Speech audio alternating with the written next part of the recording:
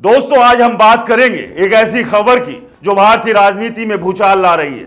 यह कहानी है वक्फ बिल की, यह कहानी है मोदी शाह की जोड़ी की, और यह कहानी है उन 4 साथियों की जिन्होंने राज्यसभा में खुलेआम बगावत का झंडा बुलंद कर दिया।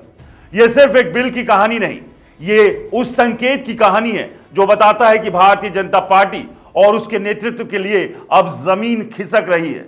तो चलिए इस खबर को तफसील से समझते हैं, क्योंकि जैसा कि मैं हमेशा कहता हूं, खबर को समझना जरूरी है, वरना आप सिर्फ शोर सुनते रह जाएंगे।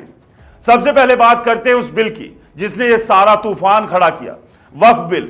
यह बिल जिसे सरकार ने दोनों सदनों में पास करा लिया, वो भारतीय जनता पार्टी और उसके नेतृत्व के लिए एक ऐसी जीत थी जो अब हार में बदलती नजर आ रही है। लेकिन सवाल यह है, आखिर ऐसा क्या हुआ कि जीत का जश्न मातम में बदल गया? जब यह बिल राज्यसभा में वोटिंग के लिए आया, तब विपक्ष के नेता मल्लिकार्जुन खड़गे को लग रहा था कि उनके पास 88 सांसदों का समर्थन है। लेकिन उस दिन 7 से 8 सांसद अनुपस्थित थे। खड़गे ने हिसाब लगाया कि बिल के खिलाफ ज्यादा से ज्यादा 80 वोट पड़ेंगे, लेकिन जब वोटों की गिनती हुई तो नतीजा चौंकाने वाला था। 95 वोट बिल के खिलाफ पड़े। 95, यह वो आंकड़ा था जिसने ना सिर्फ खड़गे को सोच में डाल दिया, बल्कि अमित शाह के होश उड़ा दिए। आखिर ये 15 अतिरिक्त वोट कहां से आए? यह सवाल अब गुजरात की लोबी की नींद उड़ा रहा है। राजनीति में संकेत सब कुछ होते हैं, और ये 15 वोट सिर्फ संकेत नहीं, बल्कि खुली बगावत थी। जब वोटों की पूरी लिस्ट सामने आई तो अमित शाह के चेहरे का रंग उड़ गया। 4 ऐसी पार्टियां जो हमेशा से भारतीय जनता पार्टी का साथ देती आई थी, इस बार बिल के खिलाफ खड़ी हो गई। ये 4 पार्टियां थी वाईएसआर कांग्रेस, बीजू जनता दल, भारत राष्ट्रीय समिति और ऑल इंडिया द्रविड़ मुनेत्र कड़गम। इन चारों ने मिलकर 22 सांसदों का समर्थन बिल के खिलाफ कर दिया। आइए इन चारों पार्टियों की कहानी को एक एक करके समझते हैं, क्योंकि यह सिर्फ वोटों की बात नहीं, बल्कि उस नाराजगी की बात है जो अब खुलकर सामने आ रही है। पहली पार्टी है वाईएसआर कांग्रेस, जिसके नेता है जगनमोहन रेड्डी। इस पार्टी के राज्यसभा में 7 सांसद हैं। जगनमोहन रेड्डी की पार्टी हमेशा से बीजेपी की सहयोगी रही है। चाहे कोई भी बिल हो, चाहे कोई भी मुद्दा हो, वाईएसआर कांग्रेस का समर्थन बीजेपी को मिलता रहा है। लेकिन इस बार वक्फ बिल पर उनके 7 सांसदों ने खुलकर बिल के खिलाफ वोट किया। यह कोई छोटी बात नहीं। जगनमोहन रेड्डी पर कई तरह के दबाव हैं। ईडी और सीबीआई के केस उनके और उनके करीबियों पर चल रहे हैं, लेकिन इसके बावजूद उन्होंने इस बार बीजेपी के सामने झुकने से इनकार कर दिया। सवाल यह है, क्या यह सिर्फ वक्फ बिल की बात थी, या जगनमोहन ने बीजेपी को यह संदेश दिया कि अब वो उनकी कठपुतली बनकर नहीं रहेंगे? यह सवाल अब दिल्ली के गलियारों में गूंज रहा है। दूसरी पार्टी है बीजू जनता दल, जिसके नेता है नवीन पटनायक। राज्यसभा में बीजेडी के भी 7 सांसद हैं और इसके मुखिया है नवीन पटनायक। और नवीन पटनायक और बीजेपी के बीच हमेशा रिश्ते जटिल रहे हैं, लेकिन पिछले कुछ सालों में बीजेडी ने कई मौकों पर बीजेपी को समर्थन दिया। लेकिन इस बार वक्फ बिल पर बीजेडी के सभी 7 सांसदों ने बीजेपी के खिलाफ वोट किया। यह नाराजगी की वजह क्या थी? जानकारों का कहना है कि नवीन पटनायक बीजेपी के साथ हुए कुछ पुराने वादों से नाराज हैं। ओडिशा में बीजेपी ने बीजेडी को धोखा देने का आरोप लगाया, और अब इस बिल के जरिए नवीन पटनायक ने अपनी नाराजगी को खुलकर जाहिर कर दिया। यह एक साफ संदेश था, बीजेडी अब बीजेपी की हर बात पर हां में हां नहीं मिलाएगी। तीसरी पार्टी है भारत राष्ट्रीय समिति, जिसके नेता है के चंद्रशेखर राव यानी केसीआर। बीआरएस के 4 सांसद हैं। केसीआर की बेटी कविता पर ईडी का शिकंजा कसा हुआ है। शराब घोटाले के आरोप में वो जेल में थी। इसके बावजूद बीआरएस ने इस बार बीजेपी के खिलाफ खुली बगावत की। केसीआर पर भारी दबाव था, लेकिन उनके 4 सांसदों ने बिल के खिलाफ वोट करके यह साफ कर दिया कि वो डरने वालों में नहीं है। यह बगावत सिर्फ वक्फ बिल तक सीमित नहीं थी, यह उस गुस्से का नतीजा है जो तेलंगाना में बीजेपी और बीआरएस के बीच की सियासी जंग में उबाल मार रहा है।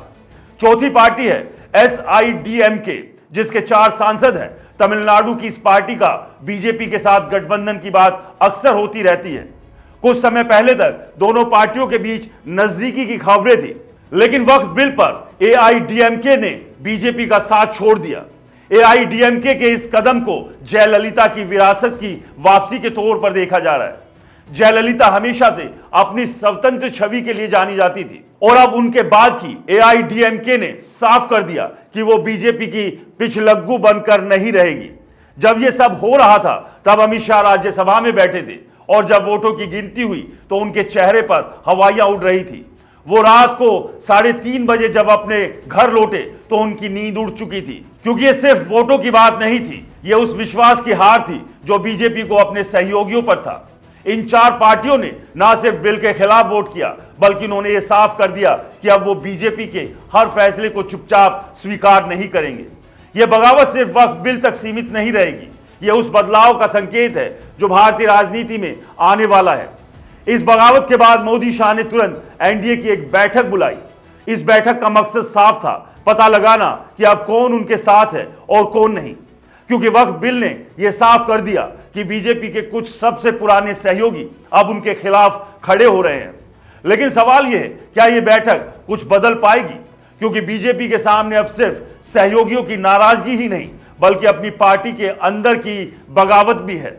लखनऊ और दिल्ली के बीच की तनातनी, यानी योगी आदित्यनाथ और मोदी के बीच की सियासी जंग सबके सामने है। उधर राष्ट्रीय स्वयंसेवक संघ यानी कि आरएसएस ने भी बीजेपी पर दबाव बढ़ाना शुरू कर दिया है। आरएसएस का कहना है कि अब उन्हें कोई डमी राष्ट्रीय अध्यक्ष नहीं चाहिए, उन्हें ऐसा अध्यक्ष चाहिए जो आला कमान के सामने भी अपनी बात रख सके। यह मांग उस असंतोष का नतीजा है जो बीजेपी के अंदर और बाहर दोनों जगह पर नप रहा है। वक्फ बिल पास तो हो गया, लेकिन इसकी कीमत क्या है? यह बिल सिर्फ मुस्लिम समुदाय की नाराजगी तक सीमित नहीं रहा, इसने बीजेपी के सहयोगियों को भी उनसे दूर कर दिया। नीतीश कुमार, चंद्रबाबू नायडू, चिराग पासवान जैसे नेता पहले ही अल्पसंख्यक समुदाय के बीच अपनी छवि को लेकर चिंतित है और अब वक्फ बिल ने उनके लिए और मुश्किलें खड़ी कर दी है। बीजेपी को भी इसका नुकसान उठाना पड़ेगा, क्योंकि सहयोगी दलों की नाराजगी सिर्फ उनके लिए नहीं बल्कि बीजेपी की साख के लिए भी खतरा है। तो दोस्तों, वक्फ बिल की कहानी सिर्फ एक बिल की कहानी नहीं, यह उस बदलते सियासी माहौल की कहानी है जहां बीजेपी के सहयोगी अब खुलकर बगावत कर रहे हैं। यह उन संकेतों की कहानी है जो बता रहे हैं कि मोदी शाह की जोड़ी के लिए अब रास्ता आसान नहीं रहने वाला।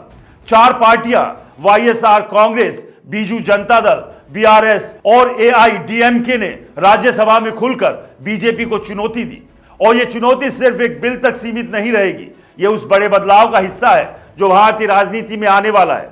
दोस्तों, मैं हमेशा कहता हूं, खबर को सिर्फ सुनिए मत, समझिए, क्योंकि खबर के पीछे की कहानी असल सच्चाई होती है। वक्फ बिल की इस कहानी ने हमेशा दिखाया कि सत्ता कितनी भी मजबूत क्यों ना हो, अगर वो अपने साथियों का भरोसा खो दे तो उसकी नींव हिलने लगती है। आप इस खबर पर क्या सोचते हैं? क्या यह बगावत बीजेपी के लिए एक बड़ा झटका है या यह सिर्फ एक अस्थायी तूफान है? अपनी राय जरूर बताएं। नमस्कार।